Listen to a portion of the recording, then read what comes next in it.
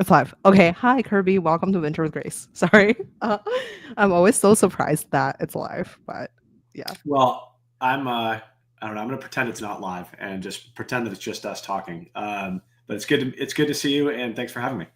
To start the show, I would love for the audience to learn more about you. So you are a serial. I don't think you're a founder, but you're like the early employee of like a lot of different company that with great exit.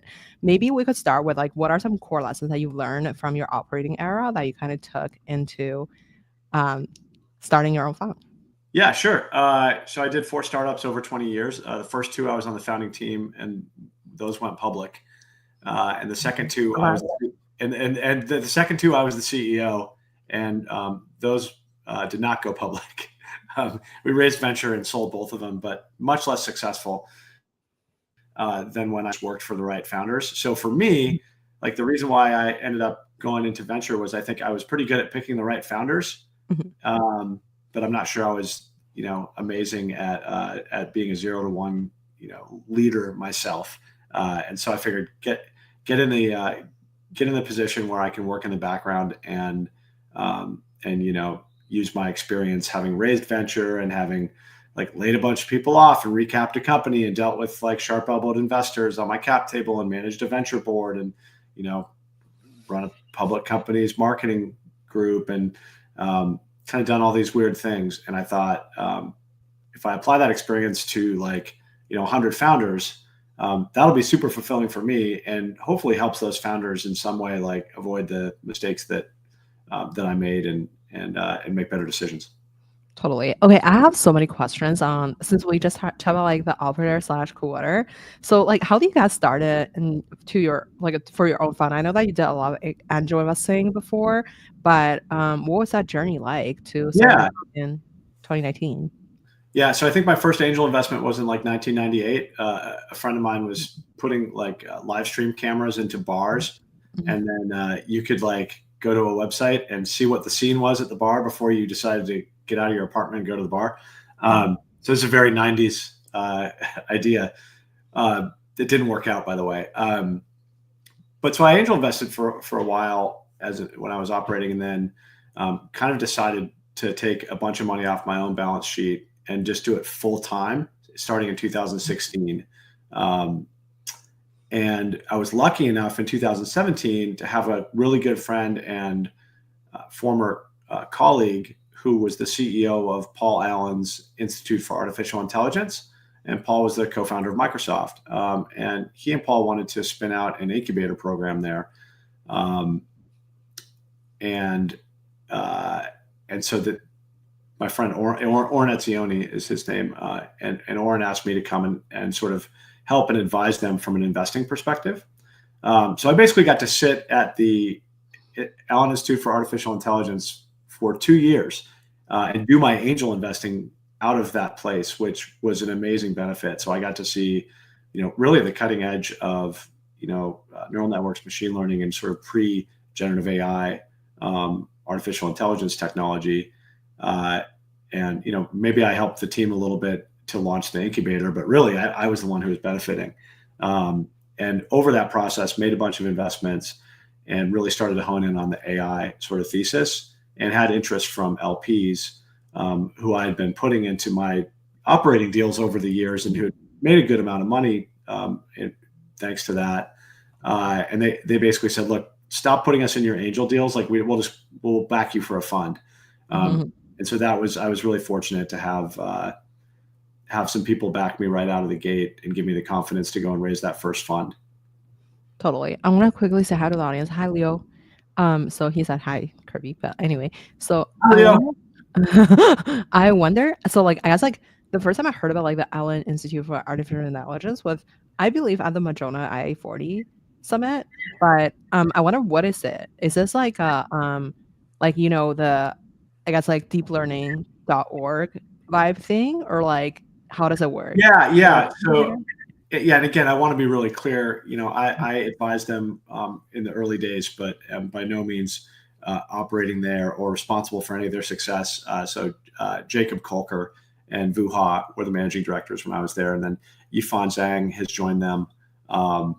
They've got anyway an amazing team of people doing great stuff at the incubator. But prior to the incubator, there was the Institute for Artificial Intelligence, and Paul Allen basically said, look, I see where this is going. The hyperscalers are the ones who have all the data and all the resources to hire all the AI PhDs. This is 2009 or 10 when he saw this. And they're going to do whatever they can to increase shareholder value for their companies. Mhm. He said there needs to be a center of excellence for AI research that is just driven by a desire to see AI benefit the common good. Mhm. And he put $200 million of his own money behind this idea, and that's the Allen Institute for Artificial Intelligence. Along the way, as they were developing things like Semantic Scholar, which Mhm. is an incredible platform for academic research discovery, as they were building early rudimentary AIs that could pass a second grade math test, a fourth grade math test, a sixth grade math test. They were doing all this amazing work. And some of those ideas ended up being commercialized. Mhm. And two companies in particular ended up not only being commercialized, but selling successfully to big acquirers, Mhm. Kit.ai and Exnor. Mhm. And so at that time, Paul and Oren decided, hey, well, let's be purposeful about launching companies instead of just like spilling this stuff out the side of the research institute. And that's why they founded AI2 Incubator. Mm, super interesting. I wonder, so how do you think about the Seattle startup ecosystem? I'll give you a shout out because I feel like nowadays, like I think about Seattle, it's like Madonna and then Pioneer Square Lab, and then it's you guys. So like it's like a very high, like I guess like it's like a very big mind share that you guys have in the Seattle startup community. Maybe we could talk about like since you mentioned it's like 1 out of 4 AI engineers lives in Seattle on your profile. How like I guess like how do you think about Seattle as like a uniquely positioned to like create the next gen top AI companies, and then where do you guys like find them? Is that like at UW campus or like what's the vibe there? Yeah. Okay. So those are great questions. That's good company to be mentioned in. So I feel like we're doing our job if we're doing that. But yeah, I think broadly speaking, and I've been here my whole career. Uh, we've always had, at least since AWS, we've Mhm. had by far the second largest population of software engineers in the United States outside of the Bay Area.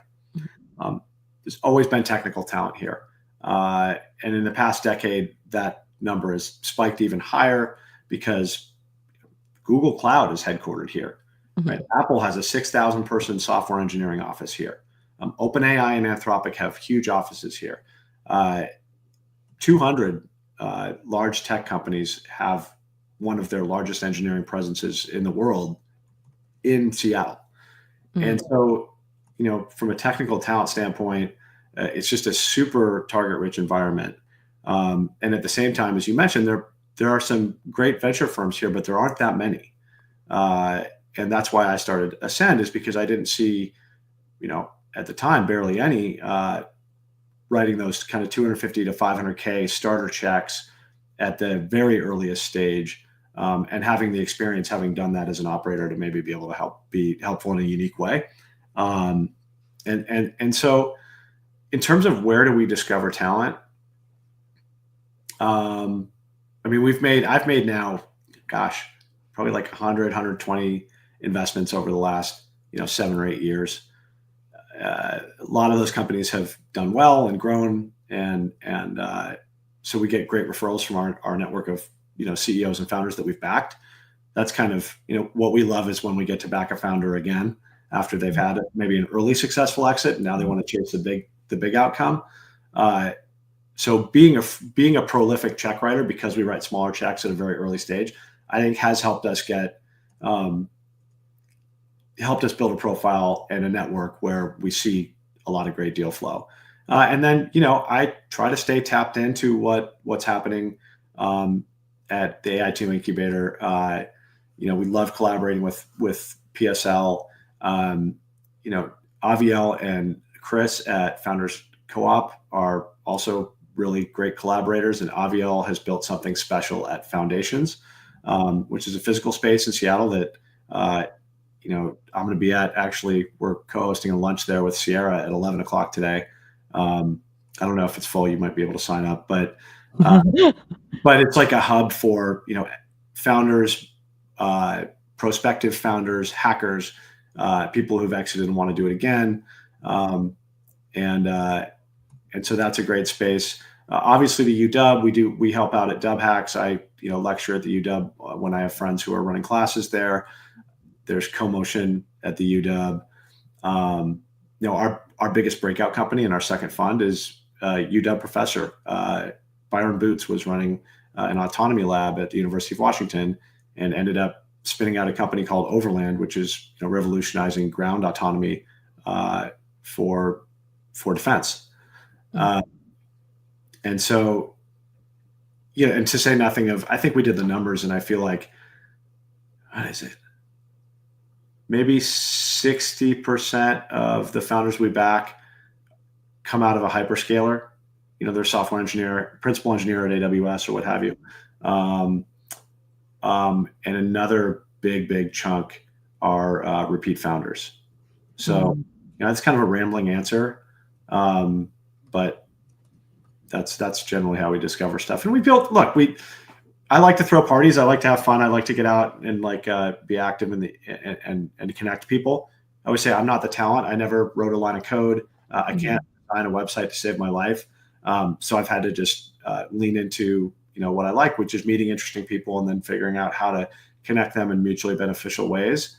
And so we have built a pretty strong brand just by finding these little gaps in the market and filling them with fun. And we throw this founders bash every September, which we started 4 years ago, now has 1,200 founders attending it. So we just try to keep our name out there. And then when we do work with founders, try to be the person they rely on the most on their cap table, even when they get fancy investors involved. And then that reputation, I think, helps us see more deals too. I have so many questions there. One thing is as you mentioned about having the presence and then having maybe hosting parties or events that are really, it's a great way to build, I guess, deal funnel as well as maintain the relationship in the community. And how do you think about spending time to manage your LP versus spending time to manage your founder? Because there's two category of customer, right? You have to be consistently fundraising as well as finding the deals as well. How do you think about strategically align your time with things that you actually need to do? Or do you go through badges time? Yeah, I think the fun part about running a smaller fund is that we do raise money from individuals largely. And most of those individuals have founded successful tech companies or are running big portions of hyperscalers or have been on public company boards.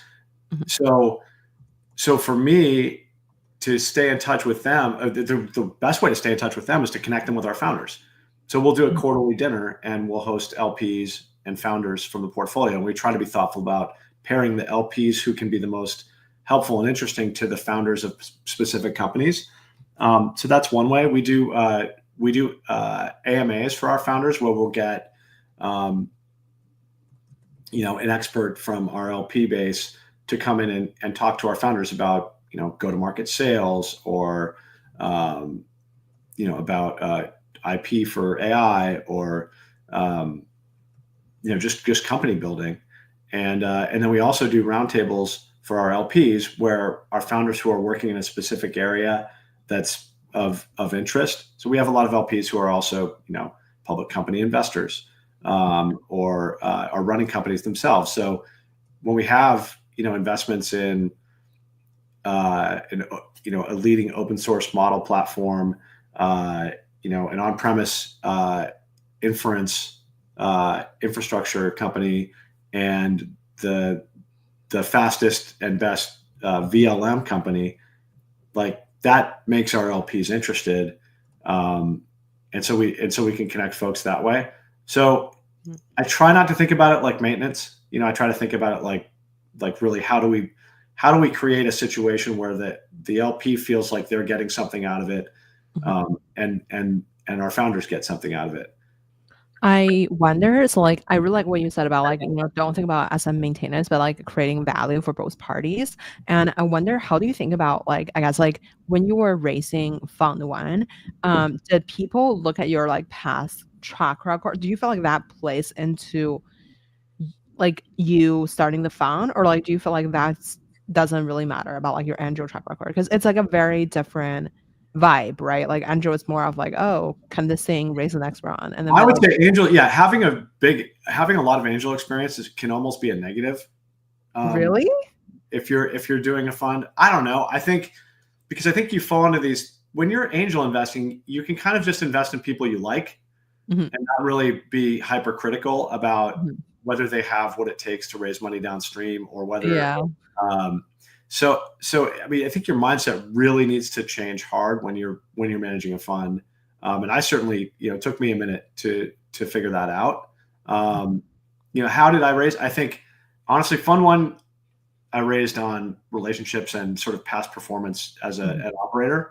Um, Fund Two, I raised more on early success of Fund One. So we had some unicorns, but also both of those funds I raised during a zero interest rate period, mhm, where the economy was really on fire, mhm, and people were really looking for different ways to generate alpha, uh, and obviously that environment's changed. So mhm, yeah, it pays to be lucky in all fundraisers. mm. How do you think about, I guess, I really like that you kind of, like, credit, like, I guess you said, like, angel investments, like, kind of having a negative effect for your fundraise, or, like, for you to think about, like, investing in general. But you mentioned about, like, raising from, like, the wealthy individuals or, like, successful founders and operators. I guess, like, when you first started, like, do you have to know the person for, like, 20 years? Or, like, do you feel like the relationship was more of a new relationship, and then you kind of, like, built, um, that, like, Yeah, you, like, got, like, the LP to yeah, invest? yeah. To be clear, like I think my angel track record helped me a lot doing the raise. I'm just not sure it helped me a lot deploying the capital. Mm, Um, but it makes people comfortable, and you have to prove that you can get deal flow and that founders like you and they'll take your check, and so all of that matters. I didn't mean to be mhm, dismissive of that. Um, yeah, I think for most people, the first fund is really first degree relationships. mhm, Um, and then I think every fund from there, you sort of start to blend in more new. Um, mhm, Ideally, you're doing a good job for companies where you might be on the cap table with someone who could be an LP, and maybe they see how you're performing as an investor, and they know the founder likes you, and so they say, oh, maybe this is something I'd be interested in investing in. So I think you start to, again, the more exposure you have to the market, mhm. I think the broader the less you rely on those initial first degree relationships, just in general. Totally. I guess, like, since, we started with, like, talking about, like, cool water, but, like, I guess, like, what did you learn from going through the program? And then did you, I guess, like, did you already started a fund before you enter? Or, like, do you feel like it actually helps you when it comes to, like, understand what it meant to, like, run a fund? Yeah, so I did. So, and you're referring to Cool Water Capital, which is kind of like Y Combinator for emerging venture managers. Mhm, And so I did an early cohort there, and we did it actually after having deployed most of our first fund. But it was just me at that point. mhm, I didn't have anyone on the team, and so I actually brought on our chief of staff, Jen, who's now I have made a partner because she's just amazing. But I brought her mhm, on. She was on contract at that point, just helping me prep for fund two. mhm, So I did Cool Water, kind of thinking, okay, it was perfect because I knew I was going to raise fund two on mhm, the tail of doing the Cool Water program. And so for me, it was more of a check-in to say, what am I doing right? What am I doing wrong? Like, how do I fit in a group of, 20 or 30 other managers who, are from all these different backgrounds, mhm, but impressive people, right? And mhm, and uh, and so it was kind of a temperature check for me. mhm, And then also felt like it would just give me momentum into the next fund. So kind of like almost like off-season workouts for an athlete, like getting ready for the season, right? So like it was like the summer before, it's like training camp. You talk to a lot of LPs, you talk to a lot of institutional LPs, which I knew I wasn't going to raise from necessarily, but it's really good reps to get in, again, with sort of thinking about how do I position the fund, how do I pitch, and we were making a big change because I was bringing on at least one person, and it ended up being more, but also fund one was a generalist proof of concept. Fund two was like, okay, we're going all in on enterprise AI.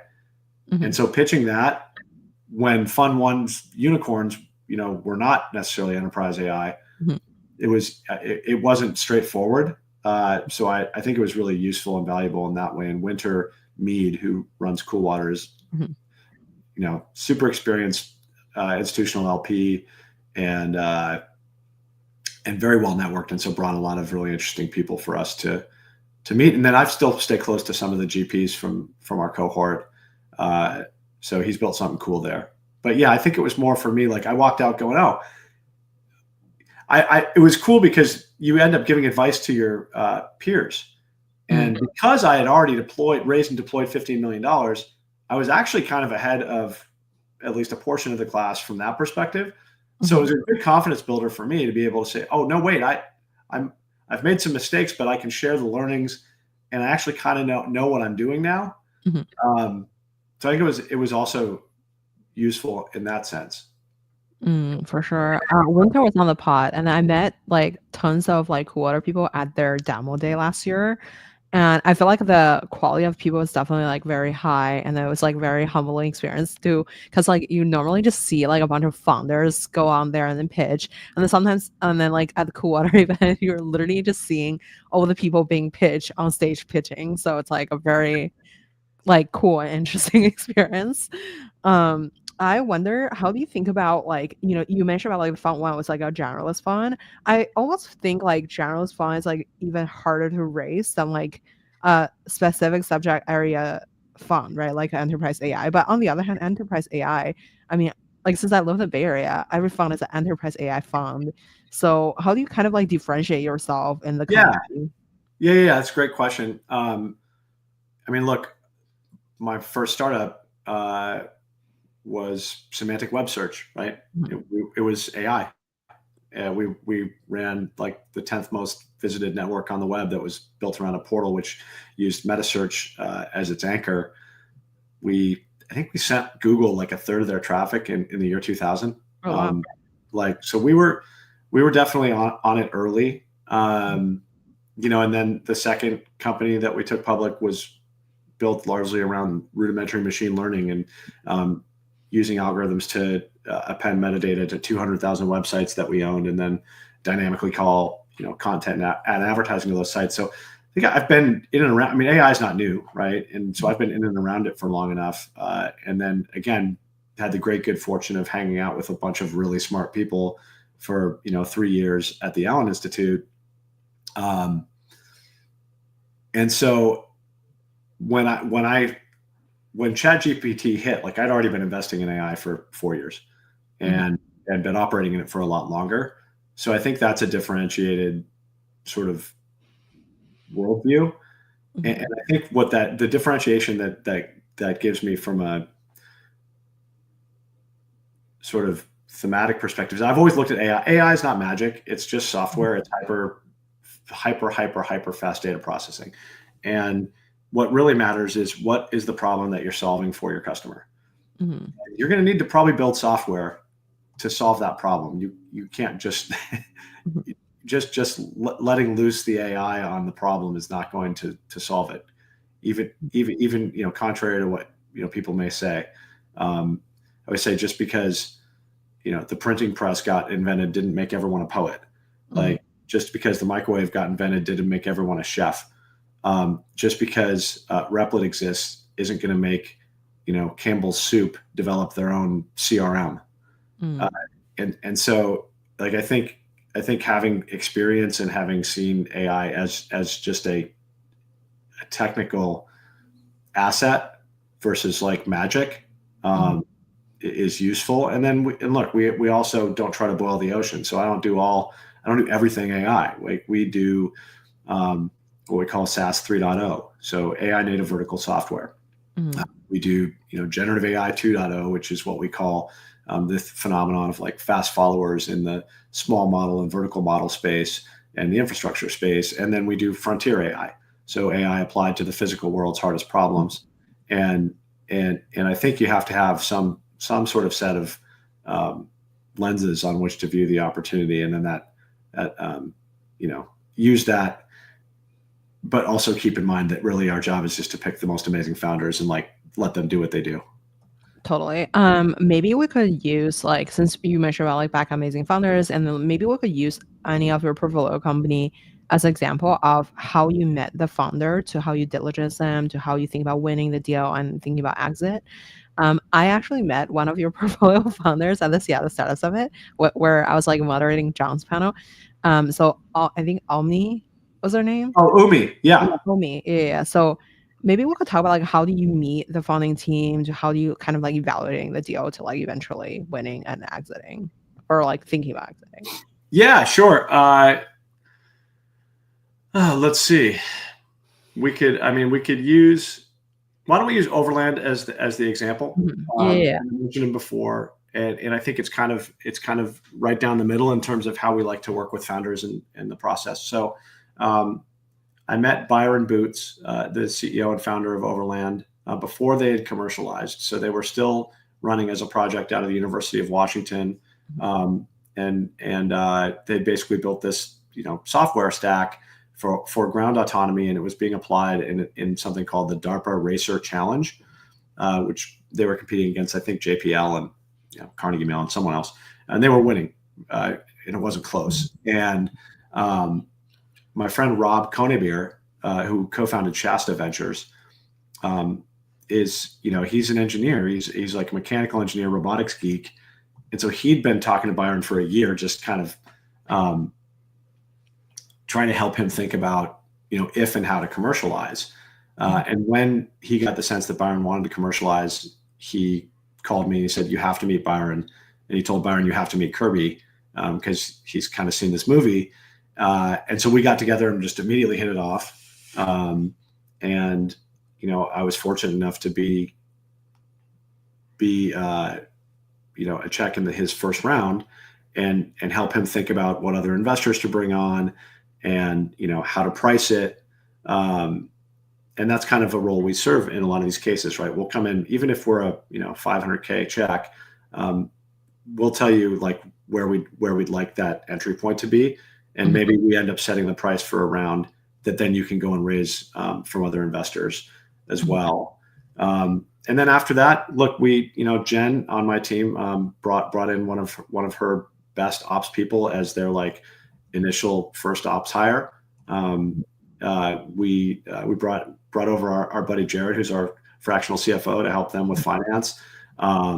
We were actually able to introduce them to the folks who led their seed and their Series A, and we remain really close. And Steph, another one of their co-founders, their president, has done amazing work with our other companies, has hung out and talked with a bunch of our LPs, yeah, they're like one of our favorite companies to work with, and it's exactly how we like to work with founders.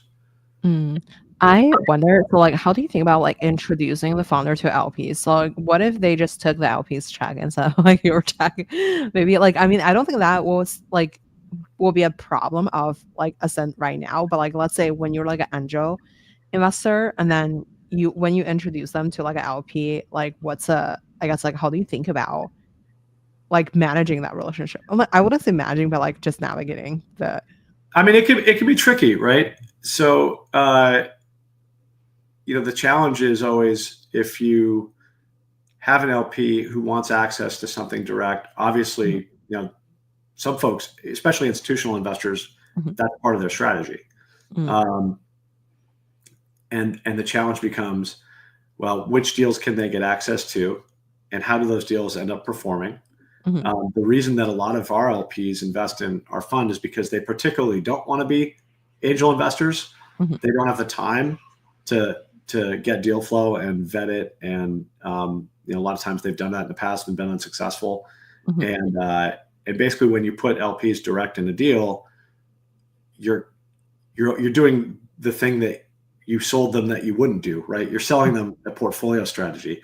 Now, when you have companies that break out, what we try to do is do SPVs into those companies and give everyone the opportunity to invest in that fashion, because our fund is a smaller fund, and we don't generally invest past the A, even in companies that we love, because the fund just isn't built to do it. But if we have done a good enough job for founders, we should hopefully have access to those later rounds, and that's when we do an SPV, and that's when the direct conversation happens, although it's still through a vehicle. Yeah, I don't know. I mean, it's of the list of things I worry about, that's certainly not one of them anywhere near the top. Okay, so what are things that you would worry about? What do I worry about? What keeps me up at night is that I am not. There's a founder somewhere in Seattle, or by the way, in the Bay Area. We invest plenty outside of the market, but we're primarily a Seattle firm. What keeps me up at night is worrying about the fact that there's a founder who's working on the next $10 billion outcome, and they don't read GeekWire, and they don't read TechCrunch, and they don't go to our party, and they don't care about like the ecosystem, because they're just grinding and building this thing. And when they go to raise money, are they just going to go to Sequoia? Are they just going to go to Andreessen? And do I miss them? And the answer is we do miss those, right? And so what I think about constantly is just how do I make sure that everyone who could possibly create the next massive outcome in Seattle knows about Ascend and thinks of us as a first check investor who helps founders build companies and raise money downstream. Like that's, we have no marketing budget, and limited hours in the day, and so that's a constant concern, because venture is about three things, right? It's about deal flow, picking, and winning. And I don't know, I think we're probably pretty good at picking. I think we're very well positioned to win because of our reputation and in the unique offering that we have, and deal flow gets better every quarter, as it should. But that's probably what keeps me up at night. What do you do when you're picking? Because I feel like at early stage, it's kind of like a vibe check, and a lot of it where also I feel like a lot of people are leaning towards other people's signal, like the downstream investor, or let's say you send them to a downstream investor, and the downstream investor say no, and then you think about, oh, am I missing something here? But how do you think about the picking aspect to be better at it? Or you just pick everything? Not you in particular, but I feel like earlier stage founders or fund managers tend to have the 40, I don't know, I think the average number was 28 or something. It's it's a numbers game to a degree. So how do you think about running your fund as a generalist at the very beginning? Now it's I guess enterprise generalist fund, that how do you think about structuring your fund and then picking the deals? Because I feel like you could technically pick everything sometimes. Yeah. I mean, so there's an initial screen that you do, right? We've kind of learned we only really like backing technical founders, or we primarily like backing technical founders, or at least a team that has a really, really impressive technologist on board. You do have to underwrite to their ability to hire people that they have no right to hire, to raise money they have no right to raise, to close deals they have no right to close. But I feel like every investor is gonna whatever I say, yes, there's a framework, and I have a Google sheet, and I score people on it. But at the end of the day, you get in a room. We made an investment recently, and I got in the room with this person, and I was in the room with them for half an hour, and I just walked out I got to give them money. I have to invest in this company. And that's my algorithm and my lizard brain and a bunch of inputs and biases and all sorts of crap. But what I'm looking for is that feeling that I go, God, if I don't invest in this person, like I'm going to regret it for the rest of my life. Mm, Like that is the feeling that I want to have every time I make an investment. And mm, it's a very hard thing. It's a very hard psychological game to play. You have to trick yourself in a lot of these things. mhm, The other thing that we always say is, hey, would I go to work for this person? mm, What I like, and it's pretty unfair at this point because um, I'm never going to operate again, and I like my job too much. So mhm, that's not really the question, but it's like, would 10 years ago or 15 years ago me go for work for this person? Um, like, are they that compelling? Are they that impressive? Um, that I would like hitch my, I'd put all my eggs in their basket. mhm. So there are all these little mental models and frameworks that you try to apply. Uh, uh, Rarely is it that you make a good investment where you were on the fence about it for a month and a half. Mm, Um, but then also you can't make snap judgments, and you have to be diligent about questioning, especially as a solo investor, questioning why did you have that feeling? Why did, when you have that good feeling that you have to invest in the company, you have to go, okay, well, why is that really? Like, is there a is there a bias in play that is actually triggering me over? Am I overweight one thing and underweight something else that could be a fatal flaw? Um, I don't know. It's it's yeah, I feel you, I feel you. It's like, a lot of it is based off, I wouldn't call it a vibe, but it's a vibe. So how do you think about, like, I don't think it's a vibe, but it's more of like, are you actually convinced by both what they're saying, and then also, like, are they a technical storyteller that they could be able to articulate what they're doing, and then convincing you that, like, they would be able to convince, like, other people to join their team, or convincing the out like other investors to give them money, and then are they able to actually do the convincing for you, instead of, like, you have to, like, sell the thing for them, basically. um I wonder, how do you think about, like, I guess, like, creating a pipeline for yourself? Like, I know that you guys do a lot of events, and then, like, obviously you guys have a good reputation in the network, but I think there's, like, 2, I guess, major part of it is, like, you mentioned about, like, deal flow, right? So, like, you're worried about some guy sitting in their basement building something, and then one day it become, like, a $10 billion company. And, but I wonder, how do you think about creating a deal funnel for yourself? Just 'cause, you could be doing so much. I feel like living in the Bay Area, like, there's 400 events happening at once, all day, every day. no.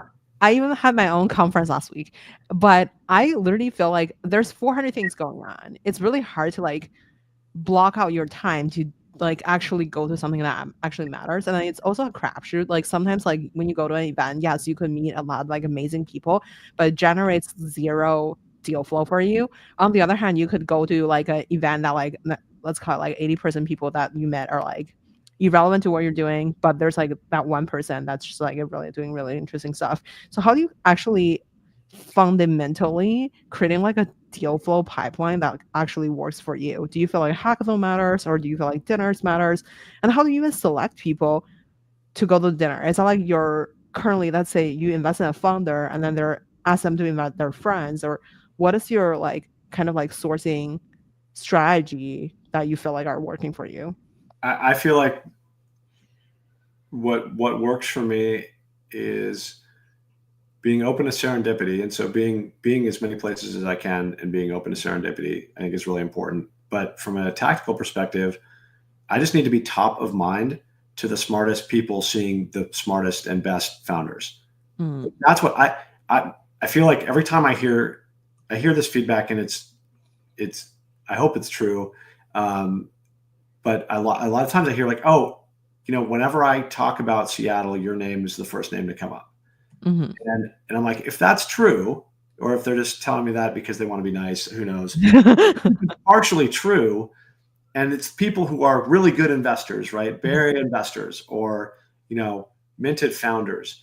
And if they're telling me that, then that means I'm top of mind for anything they see in Seattle, um, or maybe anything they see in AI. And since I don't run a fund with a bunch of other partners and a huge, fees and a bunch of marketing dollars and a giant CRM and scraping LinkedIn to tell when people go stealth and targeting individual people within individual companies for 7 years to wait for them to spin out and do their own thing. Like, we don't do any of that. We can't. So what I need to rely on is, the former general counsel of Amazon being an LP in our fund, or, the CEO and founder of the company that just sold for 200 million here locally being someone who I introduced to their Series B investor. Now, we weren't investors, but, doing enough of the work and being present in as many places as possible, and I make noise on social media, which most people in Seattle don't. Like, and all of it just kind of links together. None of it's direct. Like, I don't ever go to an event and go, oh, I'm going to meet the founder that I'm going to invest in. Although it does happen. And in fact, I met at the IA40 event, I met a founder who I had passed on because I was too busy. It was really bad. And literally was like, I met him for 5 minutes and I was like, oh, no, wait, hold on. I got to get a check in here. And we did. But that doesn't usually happen. It's usually just you're trying to be sure that everyone who sees, if you have enough coverage of people who see different types of founders in different areas, and they all think of you, that's probably the best you can do. So that's kind of our strategy. Totally. How do you share like your deals with other investors in Seattle? Like, I feel like Seattle is like a super collaborative place. I'm not shitting our Bay Area people, but just say I feel like the Seattle people all want to see Seattle succeed, like bad. Like, literally, people were like trying to bring Bay Area investors to Seattle. I'm like, I don't see that happening like in the rest of the universe, right? So it's really interesting. So we did the research. My associate Nate, who, if anyone needs to hire an associate, they should hire someone who was a reporter at GeekWire or TechCrunch. That's what he did. And he's not only does he source deals and talk to founders, but he creates content for us. He does research, and he publishes it. Sometimes I'll have an idea. I'll be like, and I'll search Perplexity, and there won't be an answer. And I'll say, Nate, can we go find the answer? And so we did that with where does the money come from in Seattle startups? And what we found is that 89% of the money comes from the Bay Area or from outside of Seattle. Really? Yep. So when I talk to our founders, I'm like, what's your strategy for raising from the Bay? Because I can just do the numbers and tell you that, it's highly unlikely that Madrona or Fuse is going to lead your Series A. Not because they don't want to, but because they can't write that many checks. And while we love working with Fuse, they're investors in, I think, 4 companies that we've backed. We love working with Madrona, and we're in at least that many deals with them. We partner with Founders Co-op probably once or twice a year on a deal. Fortson, we've done stuff with Pioneer Square Ventures, Voyager, Unlock, Breakwater, Breakers. Like, we're in deals with everyone, but those are kind of one-offs. That by and large, our companies are getting backed by, First Round or Felicis or Lightspeed or Norwest or 8VC or Quiet Capital, because there's just that much more money, right? So I think I'm less concerned with whether an investor's from Seattle. Like, I love working with Tim Porter, and I love working with Kellen and Cam and Brendan. And like, I have a bunch of buddies and friends here who I like doing deals with, but that doesn't mean that's not what I'm solving for. Like, what I'm actually solving for is what's going to position a company, for growth in the best way. And sometimes that's Fuse, and sometimes it's Madrona, and a lot of the time it's a Bay Area fund. How do you I guess another question is one thing is how do you build the relationship with the Bay Area fund, or do you just count on the founder doing the sales for themselves? And on the other hand, it's you mentioned about let's say you're a GM from Amazon is your LP. How do you leverage the LP network to either vet the deal, or I know that a lot of so some of the funds, they will leverage LP's deal network as well. And then, but on the other hand, I don't really know how funds actually maximize their value from the LPs, because after they put in a check, they I think for them, it's like, oh, I want this to obviously go wow, but like I don't have the time to like manage like these like Yeah, other yes. So, tasks. so that's a two-part question. So on relationships with investors downstream, and particularly in the Bay Area, it's funny. Um, I knew Satya Patel from Homebrew from back in the days when I was doing ad tech, and he was like early YouTube. And when I decided to start the fund, I was like, I'm in Bay Area, I'll go meet with Satya. And I sat with him and realized I had nothing for him, and I wasted his time for 45 minutes because there was no reason for us to meet. I mean, we're friendly and he's nice, and so he met with me. But like, what I realized after that is I will never ask to meet with an investor. What I'll do is I'll wait till we're on the cap table together, and at that point, I know that they're going to have a reference point for me as an investor that's valuable, and then we can build a relationship based on like a mutual appreciation. Mhm. Now, sometimes if it's a deal that goes sideways or a founder that everyone kind of says, oh, we probably shouldn't have done that. That's not the best way to build relationships. But I think what I've learned is over time, you figure out, and these investors figure out who do they like working with, and who can they count on in the market, or who do they think has a specialty or a unique value add on a cap table. And that's how you end up getting into interesting deals that you might not otherwise see. And that's how you get, one of the most valuable things for founders, I think, is before they raise, having those 5 friendlies where they can just poke their head up and say, look, we don't have a deck, but here's what we're doing. Here's the metrics. Like, what does this really feel like? And a lot of times, our friends will say, hey, you probably want to like let it bake for 6 more months, and then you save yourself burning a whole process. And it's easier to do that out of market because there are so few investors in Seattle that once you poke your head up, you're out. There is no sort of pre-check. So yeah, I don't know. And then on the LP, leveraging the LP side for deal flow, one of our best investments so far, knock on wood, came through LPs, through 2 of our LPs who had a connection to an amazing AI research founder. Coincidentally, or oddly enough, another one of our LPs ended up joining that company as the go-to-market COO. So LPs can help in all sorts of ways, but I don't think I have a particular, we definitely don't have a proactive approach to, deal flow from LPs. It's very much organic. I wonder, so like, how do you think about, I guess like managing the current portfolio companies? Like, and like, do you, I guess like, since you mentioned, I assume you don't save much for reserve, as you mentioned, you don't invest beyond Series A or something. How do you think about the portfolio construction and like, I guess how many company that do you have to invest per year to like meet that quota? Yeah. So we do between like 6 and 10 investments a year. A typical fund will have 35 to 40 positions. We have, from a portfolio construction perspective, I look at it like through two lenses. So we say we've got, it's always first institutional round.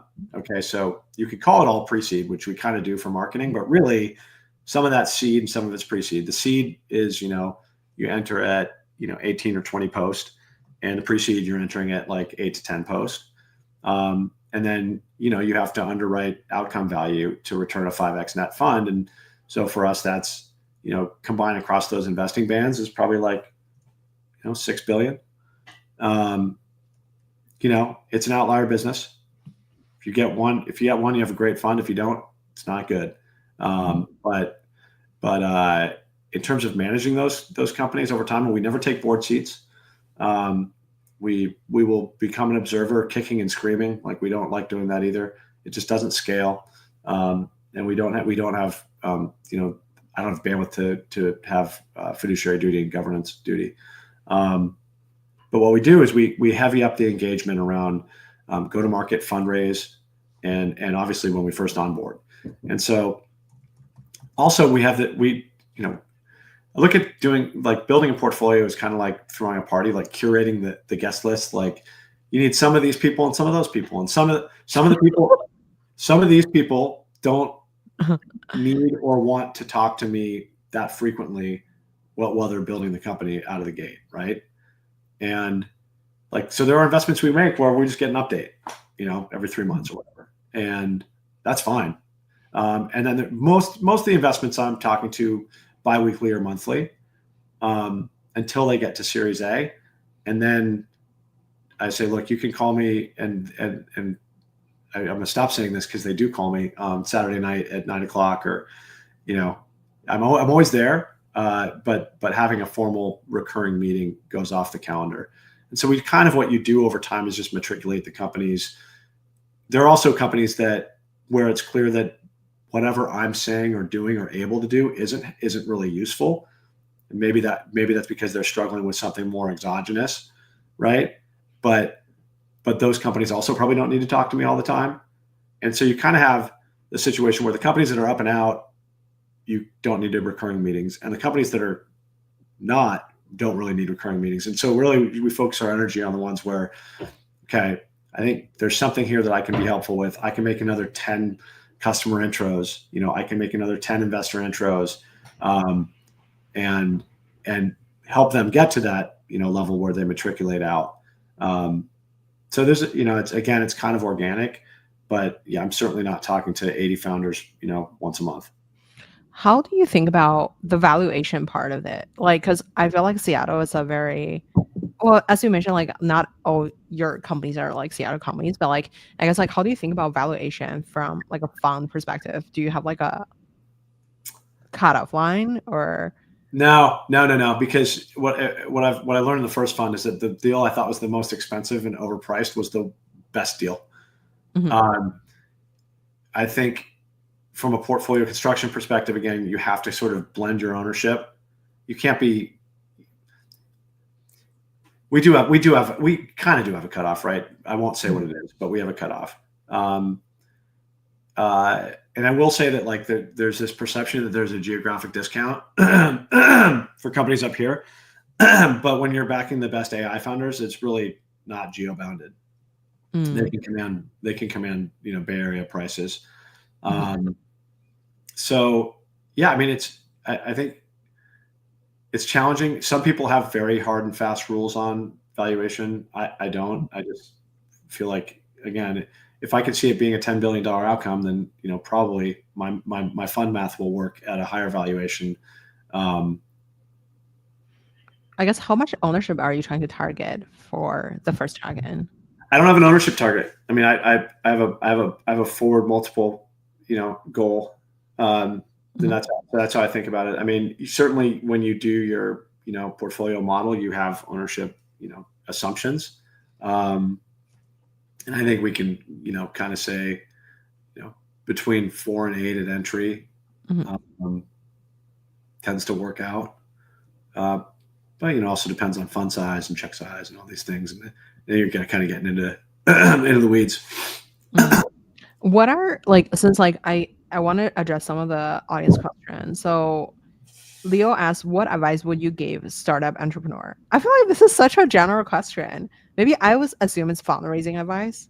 Yeah, I don't know. My advice, the first advice is always like, don't raise money if you don't have to. Just don't.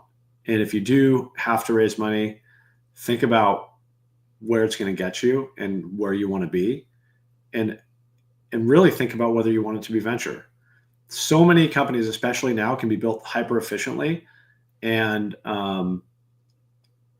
like just you might want to think about raising money from wealthy people who are interested in the problem you're solving.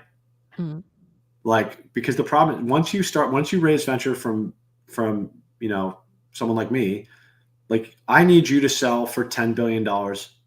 Like I just need that. Certainly nothing less than $1 billion, but hopefully 5, 10, 20. Like that's anything. If you're not signing up for that journey, then don't take venture, because you're going to be misaligned and you're going to be miserable. And you're going to think like, well, I'm being successful.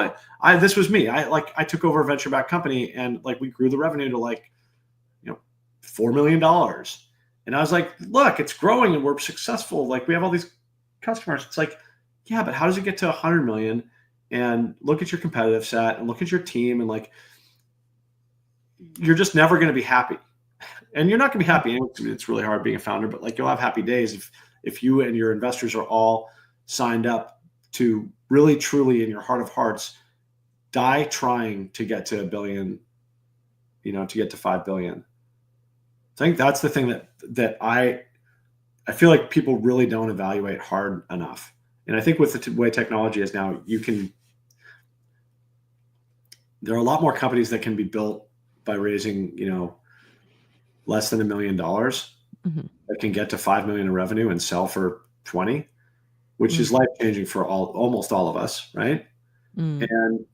And so if you think you might be able to have a reasonable shot at doing that in 5 years, like, don't raise venture. Mm. Yeah, that's probably the number one thing I would say. Great advice. Hi, Mustafa. Where's Pangea? Pangea? I don't know. But anyway, so It's everywhere. okay, Oh, great. sorry, bad pun.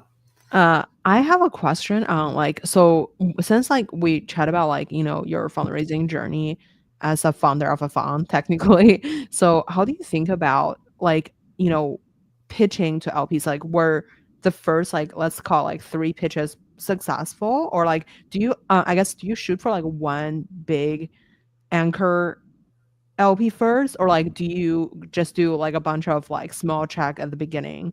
What was like kind of your journey look like? Because on our show, there were like people pitch like 1,000 people and then have a fund, and then there's also the people who pitch 20 LPs has a fund. So like, I wonder what's your kind of journey look like for Fund One. Yeah, so I think for I think it's different. It's different every time, and yeah, I'd probably steer clear of getting into detail on that part of it. Mhm. Just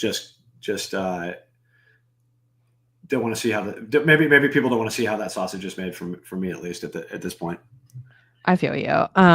What are some trends that you feel like Seattle startups are building that's uniquely to the rest of the AI universe? Oh, that's interesting.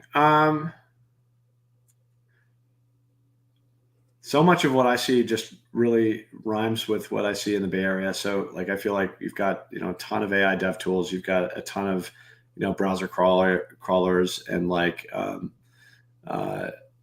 you've got a lot of AI cyber. You've got models and infrastructure. You've got, so I don't know. I don't know that there's any particular, maybe I will say, actually, that's not true. Okay. I will say that I'm seeing a lot more frontier AI here than Mhm.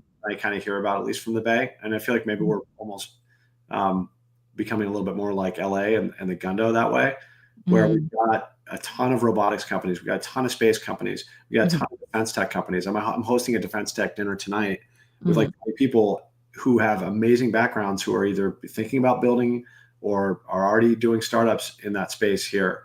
I think one thing we didn't talk about was, one thing we look at in a founder is, do they have an audacious mission that can catalyze talented people behind it? And I think more and more these days, we're seeing talented people want to work on something meaningful Mhm. and audacious, whether that's, drone defense, or, underwater geothermal, charging for electrical marine vehicles, or, whether there's just all.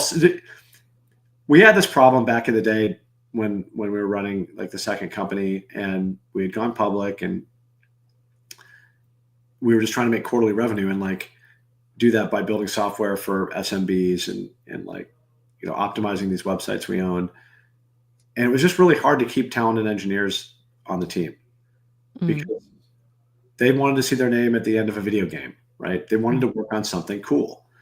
And that always stuck with me, is Mhm. like, it is a superpower. We try to find founders who are talent magnets. Mhm.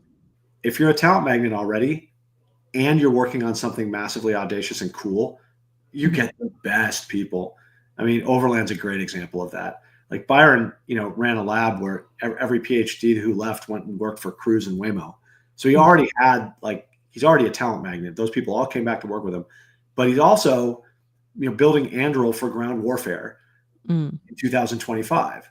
And like, who doesn't want to work on that? I mean, I'm sure there are people, but that is a massively attractive proposition to a certain type of builder who's really talented.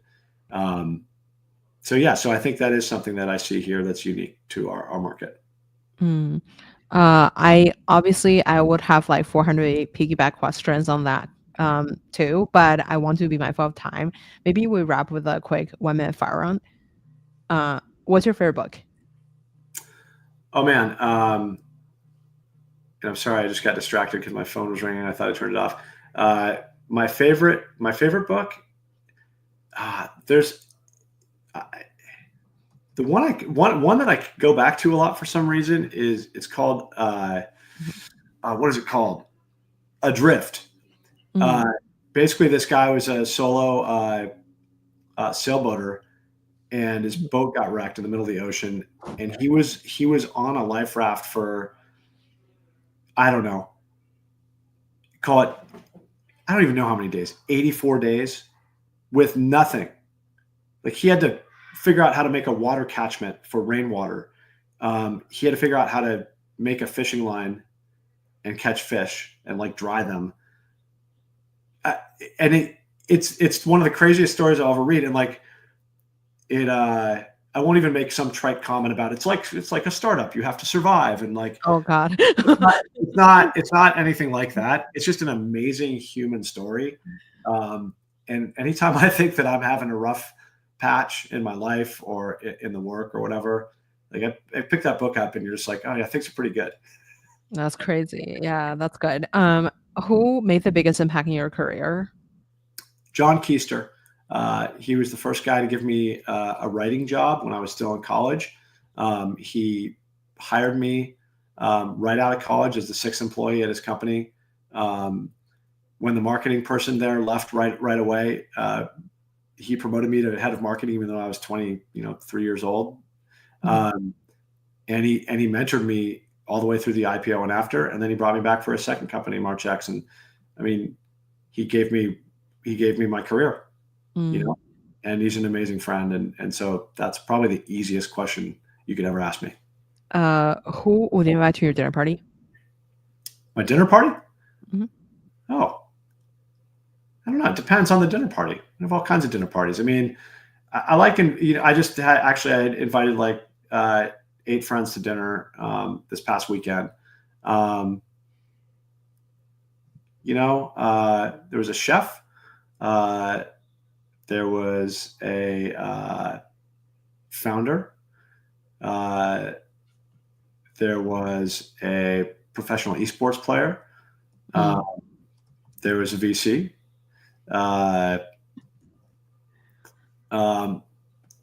Yeah, it's an old high school buddy.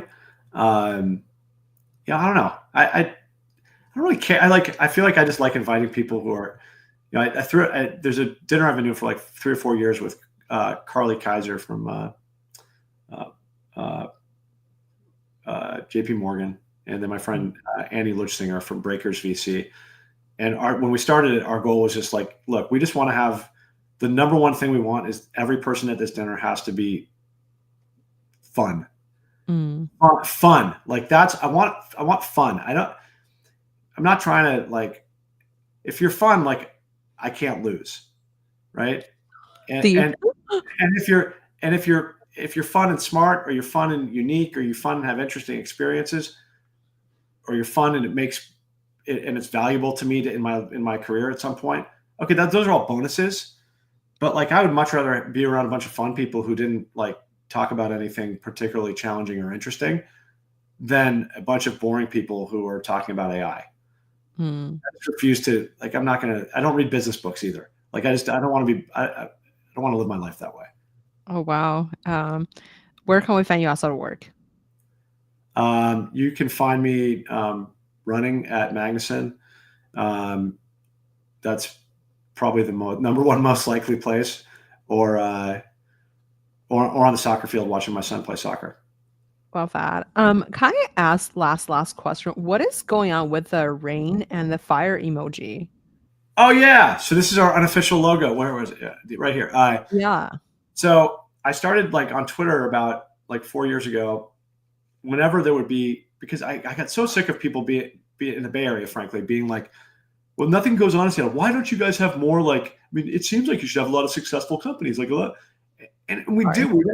We've had no, but it's fine. But people don't know. People don't know that Tableau was founded here. People don't know that DocuSign was founded here. People don't know that Auth0 was founded here. Like there's like, $100 billion in outcome value over like a 3-year period that people just assume was in the Bay Area that's from here. And so I got pissed off and I was like, I'm going to start retweeting every time something good happens in this ecosystem. And I'm going to put this little thing. And the thing was hot startups in rainy Seattle. So, Oh, love that. and and then I started getting people telling me like that they saw other people using it like DMs and stuff to talk about Seattle. And I was like, well, I got to grab this. I got to make this mine. And so we put it on our swag and like, I put it in my socials and put it on Oh the my website. god, that's so funny. Now I have to use like the fog emoji now just to like fog Exactly. Yeah, that's it. I love it. or the fog in the bay. But Fog in the gate, right? The Golden Gate. yeah, That, exactly. Love that. Okay. Thank you so much, Kirby. It was such a fun conversation. Your vibe. Thank you again for taking the time. thanks. It was awesome. Really appreciate it. Let me quickly